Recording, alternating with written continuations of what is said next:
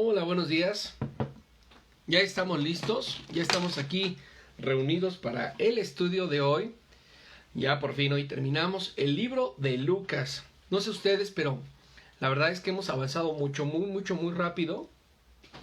Y es la hora en la que nosotros tenemos que terminar, porque ya era una promesa. El libro de Lucas solamente tiene 24 capítulos y algún día se tenía que terminar.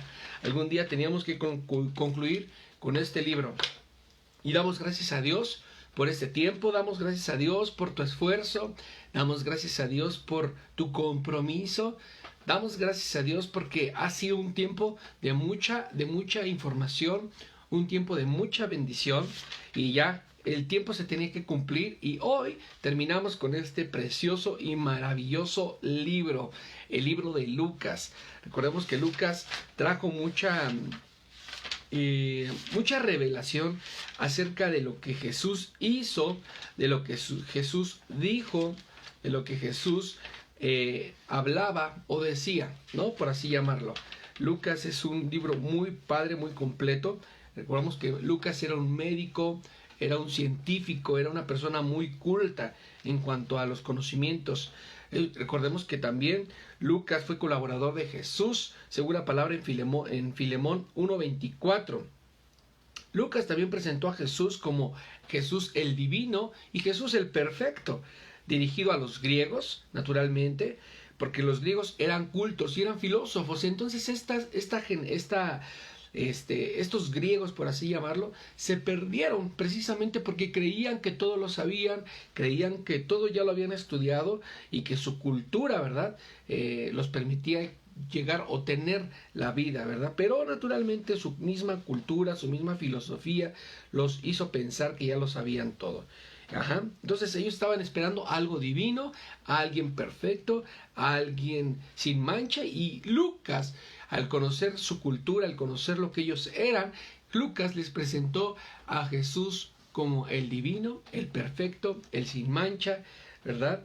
Y les habló acerca también de los dichos y de los hechos de Jesús.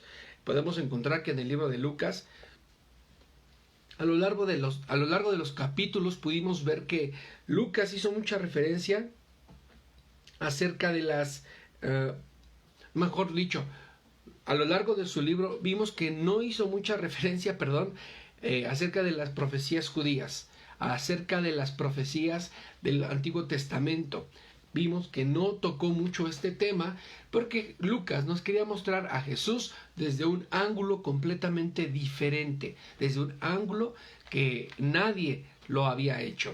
Entonces espero que hayas juntamente aprendido conmigo este tema, y hoy vamos a ver Lucas 23 y Lucas 24 y con eso terminamos. Entonces era necesario ya terminar porque tenemos que regresar al libro de Números. Hoy nos vamos mañana, primero Dios, empezamos con el libro de Números. Y ponte abusado porque esto se va a poner muy, pero muy bueno. Vamos a orar para iniciar, vamos a orar para comenzar con esta lectura. Y ayúdame a orar, por favor. Señor, te damos gracias, Padre, que en esta mañana, Señor, tu Espíritu Santo, Señor, nos dirija, nos lleve, Señor, en conocimiento, nos lleve en amor, nos lleve palabra en poder, nos lleve, Señor, a tu presencia, Señor. Queremos permanecer, Señor, donde tú estás. Queremos ser conocedores de tu palabra, Señor, pero no solamente conocedores. También queremos hacerla, queremos practicarla, queremos contagiarla, queremos comunicar tu palabra, Señor. Queremos ser verdaderos portadores de la fe. Y a donde quiera que vayamos, Señor, que tu fe, Señor, sea evidente, que tu fe, Señor, sea evidente, Señor, en nuestras vidas, Padre. Que tu luz, que tu resplandor, Señor, se haga evidente en nuestras vidas, Señor. No permitas, Padre, que la tristeza, que la agonía, que la soledad, que el enojo, que la pobreza, que la enfermedad, Señor, saturen nuestras vidas. No permitas, Señor, que la enfermedad y nada de esto, Señor, caiga sobre de nosotros. Te pido en el nombre de Jesús que nos bendiga, Señor, con una bendición, una doble porción de unción, Señor. Que renueves nuestras fuerzas con aceite fresco cada mañana, Padre. En el nombre de Jesús, Señor. Que renueves nuestras fuerzas, Padre. Que nos unjas con aceite fresco. En el nombre poderoso de Jesús. Amén. Muy bien. Ya es la hora de comenzar. Y vamos a comenzar. Y vamos a hacerlo juntos. Ay, perdón, es que casi tiro una cosa que estaba acá abajo. Pero ya. Espero que estés muy, pero muy contento y que estés aprendiendo, porque la verdad ha sido de mucha bendición. ¿Sale? Entonces, necesito que tengas tu bolígrafo, que tengas también tu libreta de anotaciones, como esta, y que tengas también tu Biblia, ¿sale? Porque vamos a leer, y esto es Biblia con café.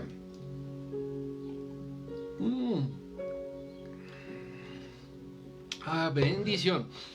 Muy bien, ese es el último capítulo, el último momento de Jesús, y vamos a ver a Jesús y Pilato y todo lo que aconteció una vez que Jesús entregó su vida. Y vamos a entrar de lleno a esto, que se va a poner bien poderoso, en el nombre de Jesús.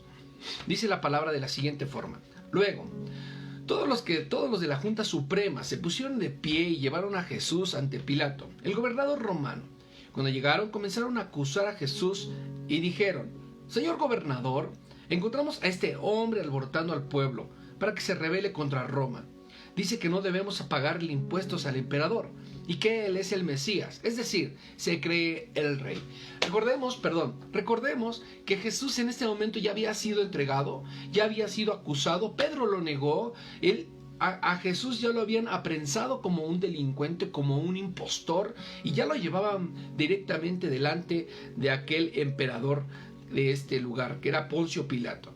Y Jesús está como delincuente, está acusado en este lugar, está justamente apresado, y toda la guardia del emperador estaba ahí en ese lugar. Toda la guardia del rey estaba custodiando a Jesús como si este fuera un criminal, como si este fuera un impostor. Y dice en el 3, Pilato le preguntó a Jesús: ¿de verdad eres rey de los judíos? Respondió Jesús: tú lo dices.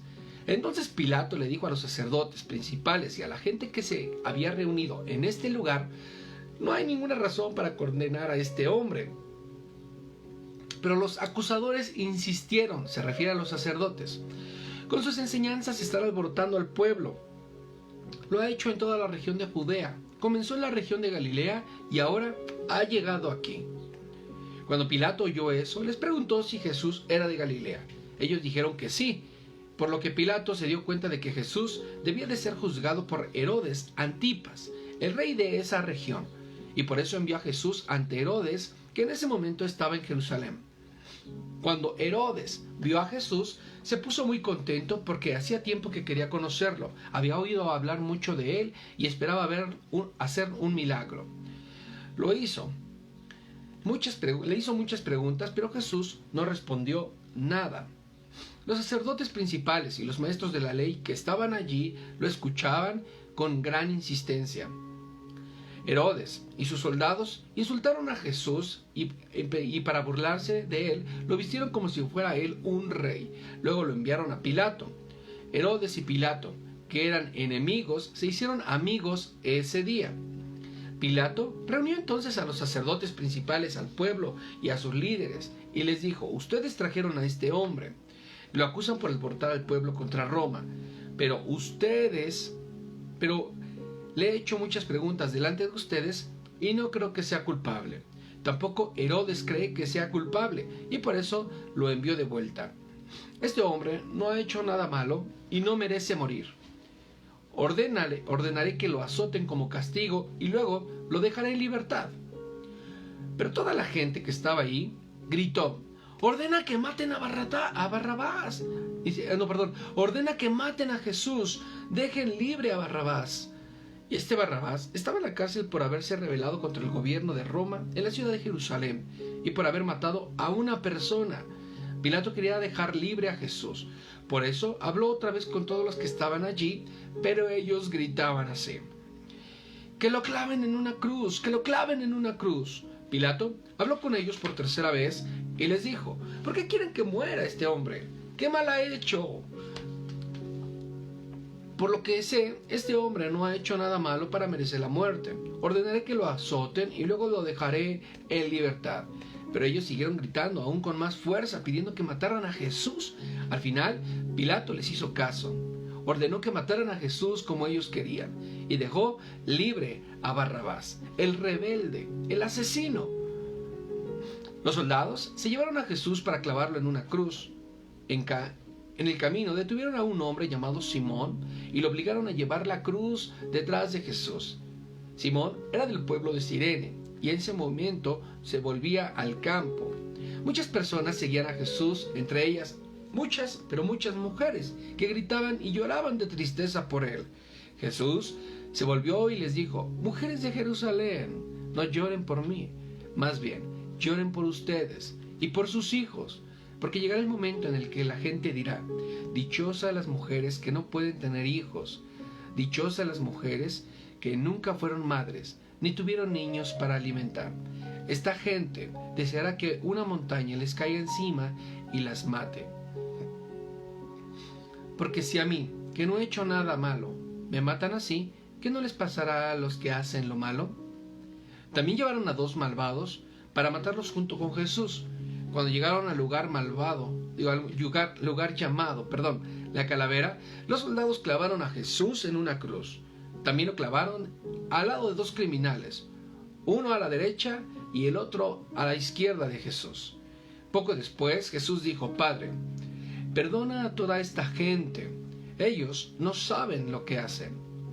Mientras los soldados hacían un sorteo para ver quién de ellos se quedaría con la ropa de Jesús, la gente miraba todo lo que pasaba. Los líderes del pueblo, entre tantos, se burlaban de Jesús y decían: Él salvó a otros, y si en verdad es el Mesías, el Hijo de Dios, que se salve a sí mismo. Los soldados también se burlaban de él. Le ofrecieron vinagre para que lo bebiera y dijeron: si en verdad eres el rey de los judíos, sálvate a ti mismo. Sobre la cabeza de Jesús había un letrero que decía: este es el rey de los judíos. Uno de los criminales estaba clavado junto a Jesús y también lo insultaba: ¿no que tú eres el Mesías? Sálvate tú y sálvanos a nosotros también. Pero el otro le respondió: ¿no tienes miedo de Dios? ¿Acaso no estás sufriendo el mismo castigo? Nosotros sí merecemos el castigo porque hemos sido muy malos, pero este hombre no ha hecho nada malo para merecerlo. Luego le dijo a Jesús: Jesús, no te olvides de mí cuando comiences a reinar. Y Jesús le dijo: te aseguro que hoy estarás conmigo en el paraíso. Como a las 12 del día, el sol dejó de brillar y todo el país quedó en obscuridad.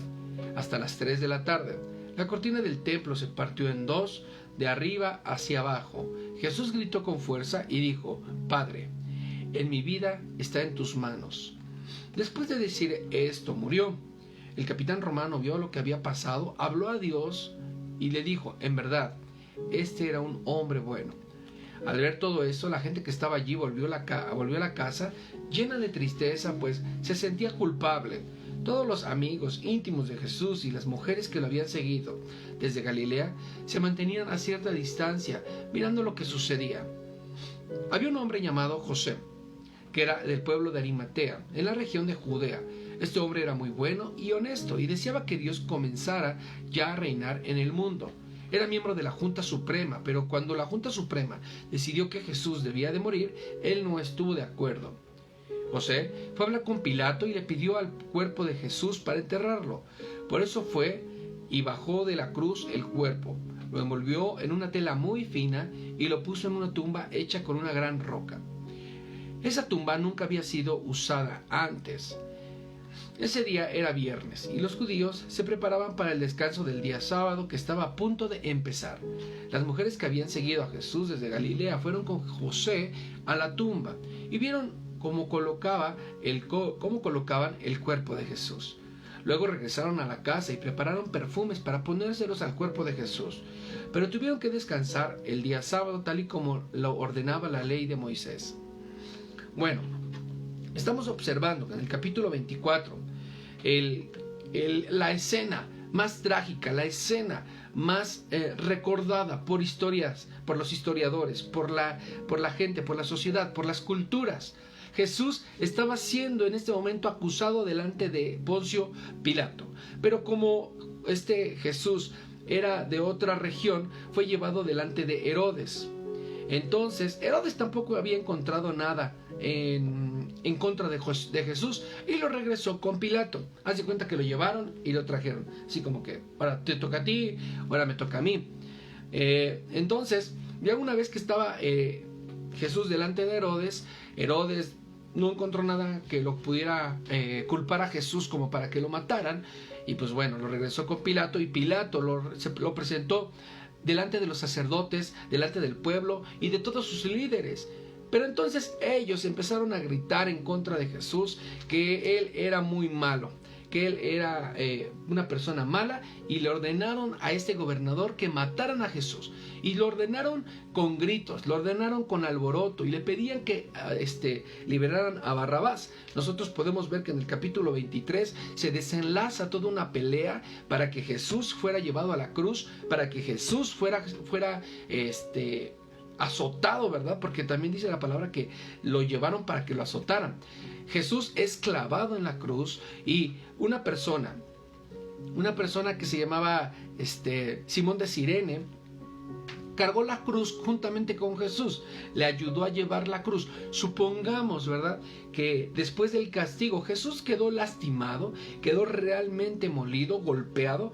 Entonces los soldados romanos se dieron cuenta de que este hombre ya no podía cargar la cruz, y por eso pidieron a Simón de Cirene que le ayudara con la cruz. Era algo muy delicado para ese tiempo cargar la cruz, porque significaba la cruz un símbolo de maldición. La cruz significaba un símbolo, ¿verdad?, de maldición. Nadie quería tocar una cruz porque la gente moría en una cruz. La colgaban y la dejaban ahí, y era un estilo de muerte muy fea. Y aún así, dos ladrones estaban al lado de Jesús. Uno de ellos, aún con soberbia, le decía: si en verdad eres el Hijo, sálvate y sálvanos a nosotros. Total, ¿no? Como diciéndole, pues a ver si es cierto. Y el otro le estaba diciendo: no te olvides de mí cuando estés al lado y estés en tu reino. Y Jesús le aseguró que ese mismo día él iba a ir al paraíso, que él iba a estar en el paraíso con él ese mismo día. Ojo, valdría la pena hacer un estudio acerca de esas palabras. Ese mismo día estarás conmigo. Bueno, vamos a ver, porque hay un propósito para esas palabras. Entonces viene la muerte de Jesús también en el capítulo 23, y después de dar un fuerte grito, Jesús expira y dice: Padre, en tus manos encomiendo mi espíritu, y dice la palabra que muere. Una persona que era Jesús de Arimatea, dice la palabra que, miembro del comité de la Junta Suprema de este entonces, pide el cuerpo de Jesús. Lo pide, entonces el gobernador le entrega el cuerpo y le dan una manera de enterrar a Jesús solemne, una manera de preparar el cuerpo de Jesús como estaban acostumbrados a preparar los cuerpos, y lo untaron, lo prepararon, lo envolvieron en sábanas y lo dejaron en una tumba que nunca había sido utilizada. Y Jesús fue sepultado. Las mujeres de ese entonces habían seguido a Jesús y se certificaron. Mira, no hay mejor certificación que una mujer vea lo que sucede. Y aquí dice la palabra que en el versículo 55 del capítulo 23, dice que las mujeres que habían seguido a Jesús desde Galilea fueron con José a la tumba y vieron cómo colocaban el cuerpo de Jesús. Entonces esa es una garantía. Cuando las mujeres ven algo, es una garantía de que es así, no hay vuelta de hoja. Continuamos con el capítulo 24. Espero estés conmigo conectado completamente y lleves este orden para que podamos concluir con la lectura aquí en el capítulo 24. El domingo, al amanecer, las mujeres fueron a la tumba de Jesús para llevar los perfumes que habían preparado. Cuando llegaron, vieron que la piedra que estaba en la entrada de la tumba ya no estaba en su lugar. Entonces entraron a la tumba, pero no encontraron nada. El cuerpo de Jesús ya no estaba. Ellas no sabían qué hacer ni qué pensar. De pronto, dos hombres se pararon junto a ellas. Tenían ropas muy blancas y muy brillantes. Las mujeres tuvieron tanto miedo que se inclinaron para tocar el suelo con su frente. Los hombres les dijeron: ¿por qué buscan entre los muertos al que está vivo? Recuerden lo que Jesús lo que Jesús, el Hijo del Hombre, les dijo cuando todavía estaba en la región de Galilea. Él les dijo que sería entregado a los hombres malvados, que lo matarían en una cruz, pero que al tercer día iba a resucitar. Ellas recordaron esas palabras y salieron de aquel lugar. Cuando llegaron a donde estaban los 11 apóstoles y los otros discípulos, les contaron lo que había pasado, pero ellos no creyeron lo que ellas decían porque parecía una tontería. Entre las mujeres estaba María Magdalena, Juana y María, la madre del discípulo que se llamaba Santiago. Sin embargo, Pedro salió corriendo hacia la tumba. Al llegar, miró hacia adentro, pero salió, vio las telas que estaban envueltas en el cuerpo de Jesús. Entonces regresó a la casa, asombrado por lo que había pasado. Ese mismo día, 2 de sus seguidores de Jesús iban a Emaús, el pueblo a 11 kilómetros de Jerusalén. Mientras conversaban de todo lo que había pasado, Jesús se les acercó y empezó a caminar con ellos. Pero ellos no lo reconocieron. Jesús les preguntó: ¿qué están hablando por el camino? Los 2 discípulos se detuvieron. Sus caras se veían tristes. Uno de ellos, llamado Cleofas, le dijo a Jesús: tú eres el único de Jerusalén que no sabe lo que ha sucedido en estos días. Jesús le preguntó: ¿qué ha pasado? Ellos le respondieron: lo que ha hecho Jesús, lo que le han hecho a Jesús, el profeta de Nazaret, para Dios y para la gente. Jesús hablaba y actuaba con mucho poder, pero los sacerdotes principales y nuestros líderes lograron que los romanos lo mataran, clavándolo en una cruz. Nosotros esperábamos que él fuera el libertador de Israel, pero ya hace 3 días que murió. Esta mañana, algunas de las mujeres de nuestro grupo nos dieron un gran susto. Ellas fueron muy temprano a la tumba y nos dijeron que no encontraron el cuerpo de Jesús. También nos contaron que unos ángeles se les aparecieron y les dijeron que Jesús está vivo. Algunos de los hombres del grupo fueron a la tumba y encontraron todo tal y como las mujeres habían dicho, pero ellos tampoco vieron a Jesús. Jesús les dijo: ¿tan tontos son ustedes que no pueden entender? ¿Por qué son tan lentos para creer todo lo que enseñaron los profetas? ¿No sabían ustedes que el Mesías tenía que sufrir antes de subir al cielo para reinar? Luego Jesús les explicó todo lo que la Biblia decía acerca de él. Empezó con los libros de la ley de Moisés y siguió con los libros de los profetas. Cuando se acercaron al pueblo de Emaús, Jesús se despidió de ellos, pero los 2 discípulos insistieron: quédate con nosotros, ya es muy tarde y pronto el camino estará oscuro. Jesús se fue a la casa con ellos. Cuando se sentaron a comer, Jesús tomó el pan, dio gracias a Dios, lo partió y les dio a ellos. Entonces los 2 discípulos pudieron reconocerlo, pero Jesús desapareció. Los 2 se dijeron: no es verdad que cuando Él nos hablaba en el camino y nos explicaba la Biblia, sentíamos como un fuego ardía en nuestros corazones. En ese mismo momento regresaron a Jerusalén. Allí encontraron reunidos a los 11 discípulos, junto con los otros miembros del grupo. Los que estaban allí le dijeron: Jesús resucitó, se le apareció a Pedro.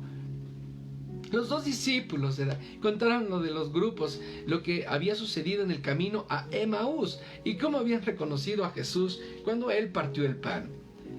Todavía estaban los 2 contando su historia cuando Jesús se presentó en medio de todos y los saludó: reciban paz, la paz de Dios. Todos se asustaron muchísimo porque creyeron que era un fantasma, pero Jesús les dijo: ¿por qué se están asustando? ¿Por qué les cuesta tanto creer? Miren mis manos y mis pies, soy yo, tóquenme. Mírenme, soy yo. Los fantasmas no tienen carne ni huesos, pero soy yo. Mientras les decía eso, Jesús les mostraba sus manos y sus pies, pero ellos, entre asustados y contentos, no podían creer lo que estaban viendo. Entonces Jesús les preguntó: ¿tienen algo de comer?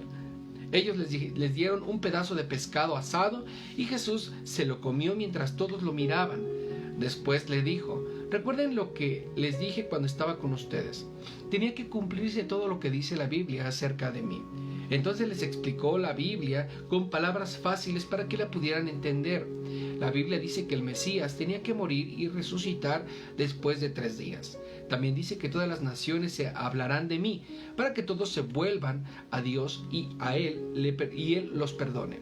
Ustedes deben de hablar en Jerusalén de todo lo que han visto. Ahora quédense en la ciudad, porque muy pronto les enviaré a quien mi Padre prometió.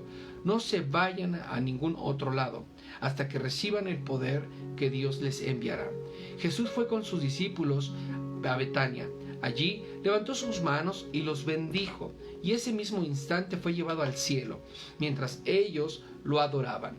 Después de esto, los discípulos regresaron muy contentos a Jerusalén, y todos los días iban al templo a adorar a Dios. Amén. Wow, estamos observando el momento celestial. Estamos observando el momento en el que el Señor muestra su gloria, en el que el Señor muestra su poder. Él está vivo. Capítulo 24 nos habla de la resurrección. Jesús está vivo. Él está despierto. Él no está muerto. Él venció a la oscuridad. Él venció al enemigo. La muerte fue avergonzada. Jesús resucitó. Las personas que iban con él, los dos discípulos, dice la palabra, que lo vieron, no lo reconocieron y le pedían: quédate con nosotros. O sea, ya habían platicado con él, ya habían estado con él, y después de un largo camino, dice la palabra que les repitió la Biblia del Antiguo Testamento, desde Génesis, ¿verdad? Les repitió la ley de Moisés hasta aquí dice, ¿dónde? Les repitió la ley, dice la palabra que les repitió la ley de Moisés. Aquí está, empezó con los libros de la ley de Moisés y siguió con los libros de los profetas. Entonces imagínense cuánto tiempo estuvo sentados con ellos. Nosotros llevamos días leyendo la Biblia y ahora seguimos aquí. Imagínate el tiempo que el Señor tardó en estar con ellos, y ellos no lo reconocían. Pero bueno, el detalle es que ellos le decían: no te vayas, quédate con nosotros. Pero dice la palabra que Jesús desapareció delante de sus ojos. Entonces estaban todos los apóstoles reunidos, todos sus discípulos reunidos en un lugar, y Jesús se les apareció. Ellos estaban asustados, estaban completamente, terriblemente espantados por lo que estaba sucediendo, pero Jesús les dijo: yo soy un Dios de vivos, y los vivos tienen carne, los vivos tienen huesos, los muertos no, los muertos ya no.